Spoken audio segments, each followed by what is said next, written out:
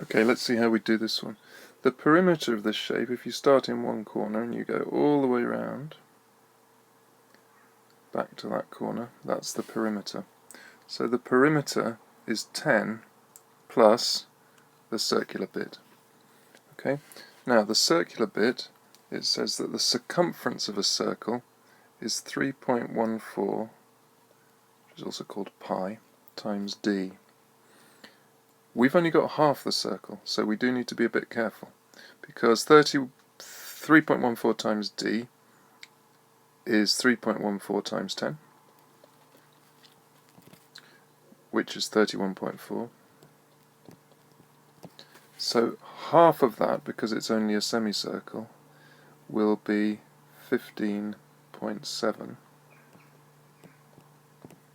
can use a calculator for this.